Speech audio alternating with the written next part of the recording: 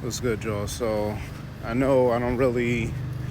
We mostly talk about gaming and stuff. I don't really get into, politics and current events and stuff. But there's just something like it was starting to get annoying to me, so I want to talk about it. So, we was talking about EA recently going private, getting bought out for I think what was it $55 billion or whatever, and it's like the fact that Saudi Arabia is a part of it, people was getting up in arms about it. Same thing, they own parts of Nintendo, other entertainment. They're involved in boxing, they're involved in wrestling, they're involved in a lot of stuff.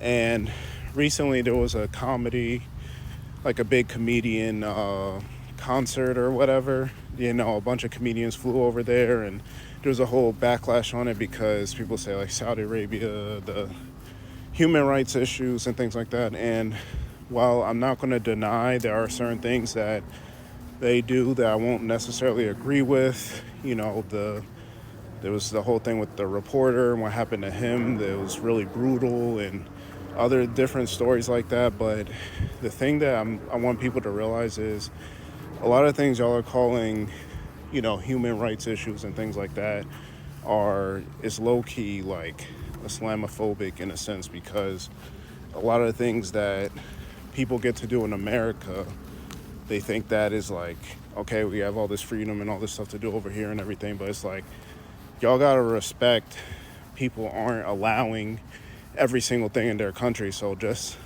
for people to know the things you point out, like, oh, the women gotta cover this and no drinking, or certain groups aren't, allowed to be doing certain stuff in public and stuff like that. It's like, y'all gotta realize that's a religious thing. So no matter what country you in, whether it's Saudi Arabia, France, Dubai, America, Canada, wherever, if you abide by the Islamic religion, then that it is what it is.